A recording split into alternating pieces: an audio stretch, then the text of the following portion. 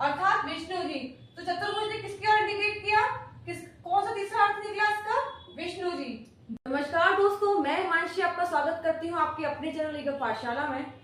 तो आज मैं आपके लिए लेके आई हूँ हिंदी के एक बहुत ही महत्वपूर्ण टॉपिक, समास से संबंधित वीडियो। तो आइए चलिए देखते हैं बिना देरी किए। सबसे पहले हम जानेंगे समास होता क्या है, समास की परिभाषा क्या है। तो दो या दो से अधिक शब्दों से मिलकर बने हुए सार्थक शब्द को, सार्थक मीन्स जिसका कोई अर्थ निकले, वो होता है सार्थक। तो दो या दो से अधिक शब्दों से मिलकर बने हुए नए सार्थक शब्द को समास कहते हैं। बात करते हैं समास के कितने भेद होते हैं। तो समास के 6 भेद होते हैं। सबसे पहले अव्ययी भाव समास, तत्पुरुष समास, कर्मधारय समास, द्विगु समास, द्वंद्व समास और बहुव्रीहि समास। यह 6 हमारे समास के भेद हैं। चलिए सबसे पहले हम आगे बढ़ते हैं, अव्ययी भाव समास को जानते हैं। अव्ययी भाव समास की परिभाषा की अगर बात करें तो जिस समास का पहला पद अव्यय होता है तथा प्रधान होता है। पहला पद क्या होता है, अव्यय होता है। यही हमारी ट्रिक है, इसको याद रखना है कि जिस समास का पहला पद क्या होगा, अव्यय होगा तथा प्रधान होगा, वो क्या कहलाएगा, अव्ययी भाव समास कहलाएगा। ट्रिक भी हमारी अव्यय ही है। एग्जाम्पल देख लेते हैं, प्रतिदिन। अगर इसका विच्छेद कर रहे हैं हम तो देखेंगे प्रति अलग हो रहा है, दिन अलग हो रहा है, और प्रति क्या है हमारा, अव्यय है। आजन्म, आजन्म, इसका विच्छेद करें तो आ अलग हो रहा है, जन्म अलग हो रहा है। दैट मीन्स आ हमारा क्या है, अव्यय है। दैट मीन्स यहाँ पर क्या होगा, अव्ययी भाव समास होगा। इसके नाम में ही इसकी ट्रिक छिपी हुई है। अव्ययी भाव समास में आप अव्यय पहचानेंगे और आपको समास पहचान में आ जाएगा। बात करते हैं एक महत्वपूर्ण बात की कि एक ही शब्द यदि कई बार आने पर, अगर एक ही शब्द रिपीट हो रहा है तो वहां पर क्या होगा, अव्ययी भाव समास ही होगा।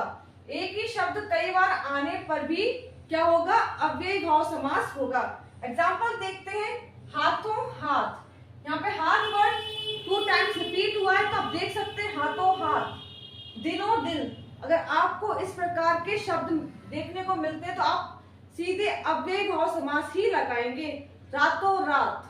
ठीक है, चलिए आगे बढ़ते हैं, तत्पुरुष समास देखते हैं। चलिए बात कर लेते हैं तत्पुरुष समास की। तत्पुरुष समास की परिभाषा क्या कहती है कि दूसरा पद इसका प्रधान होता है तथा दोनों पदों के बीच का कारक चिन्ह लुप्त हो जाता है। यहाँ आपको 2 बातें दिखाई दी, पहला कि दूसरा पद प्रधान है और कारक चिन्ह का लुप्त हो रहा है, यही हमारी ट्रिक है। एग्जाम्पल से देखते हैं कि राजपुत्र, राजा का पुत्र, आपको विस्तृत करना आना चाहिए। राजपुत्र, राजा का पुत्र, का इसमें क्या है, का एक कारक चिन्ह जो यहाँ पे आके लुप्त हो रहा है। यज्ञशाला की बात करें तो यज्ञ के लिए शाला, आप देख रहे के लिए, यह भी क्या है, कारक चिन्ह है। बात करते कारक के ही आधार पर तत्पुरुष समास के कितने भेद है, 6 भेद है। देखते हैं, जिसमें सबसे पहले है कर्म तत्पुरुष समास। कर्म तत्पुरुष समास में क्या आता है, को कारक। कर्म तत्पुरुष समास में किसका लोप होता है, से और के द्वारा। संप्रदान तत्पुरुष की बात करें तो इसके लिए होता है के लिए। अपादान तत्पुरुष की बात करें तो यहाँ पे आता है से। कर्म तत्पुरुष में से है और अपादान तत्पुरुष में भी से है। डिफरेंस क्या है कि अपादान तत्पुरुष में से अलग होने के लिए यूज होता है, पेड़ से पत्ता गिरा, बंदर छत से गिरा, अलग होने के लिए अपादान कारक का प्रयोग करते हैं, अपादान तत्पुरुष का प्रयोग होगा। ठीक है, बात करते हैं संबंध तत्पुरुष की। तो का, की, के, ये संबंध दर्शाते हैं, ये संबंध तत्पुरुष समास कहलाते हैं। जैसे कि राजा का पुत्र, ये संबंध तत्पुरुष समास है। अधिकरण की बात करें तो मैं, पे, पर, तो ये हमारे हो गए तत्पुरुष के भेद। तत्पुरुष समास आपने देखा, पद प्रधान, कौन सा पद, दूसरा पद प्रधान होगा और कारक चिन्ह का लुप्त होगा। एग्जाम्पल्स देखें, और ये थे हमारे तत्पुरुष समास के 6 भेद। कर्मधारय समास की अगर बात करें तो इसको हमने, इसकी परिभाषा को टुकड़ों में बांट दिया ताकि याद करने में थोड़ी आसानी होगी। इसके महत्वपूर्ण 3 पॉइंट है कि पहला पद क्या होगा, विशेषण होगा। विशेषण जो संज्ञा और सर्वनाम की विशेषता बताए वो होते हैं विशेषण। दूसरे पद की अगर बात करें तो उसकी क्या होती है, तुलना होती है।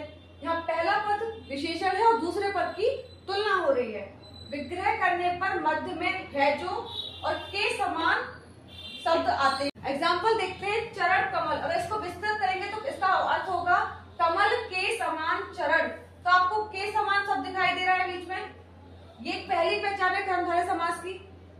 दूसरे पद की यहाँ तुलना हो रही है और पहला पद क्या है हमारा, विशेषण है।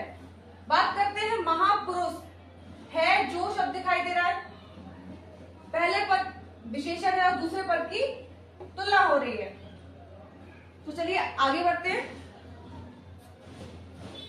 द्विगु समास की अगर बात करें तो इसका क्या कहता है कि ये पहला पद क्या होगा, इसका संख्यावाचक होगा। द्विगु समास में आपको कुछ भी याद करने की जरूरत नहीं, बस याद रखिए कि पहला पद क्या होगा, संख्यावाचक होगा। एग्जाम्पल समझते हैं कि चौराहा, त्रिकोण, तिरंगा। आपको इसी समझ में आ रहा होगा, त्रि और चौ, चार राहों का समूह, तीन कोणों का समूह, तीन रंगों का समूह। तो ये क्या हो गया, यहाँ पर क्या है, संख्यावाचक शब्द आ रहा है। तो ये हो गया हमारा द्विगु समास। द्वंद्व समास की अगर बात करें तो इसको समझते हैं, दोनों पद क्या होंगे, इसमें प्रधान होंगे।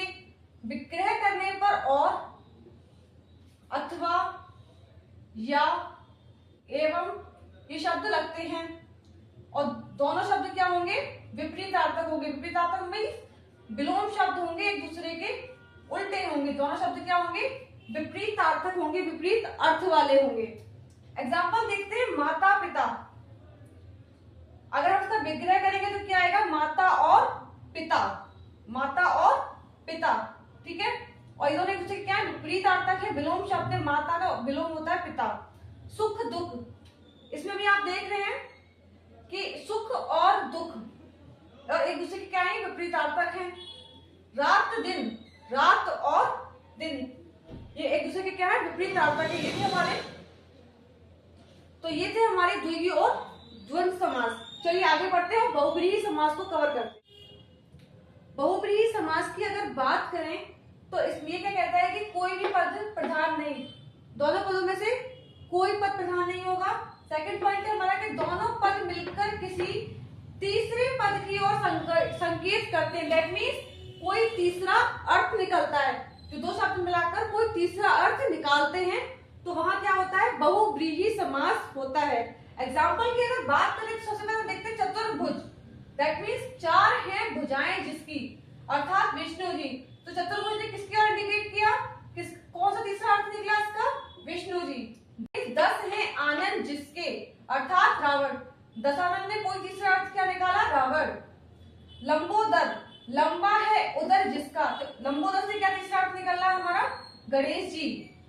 तो ये थे हमारे बहुब्रीहि समास के उदाहरण। तो ये हमारे समास और उसके भेद समाप्त होते हैं। अब अगर आपको वीडियो पसंद आई हो तो वीडियो को लाइक और सब्सक्राइब कीजिए। मिलते हैं नेक्स्ट वीडियो में। Thank you.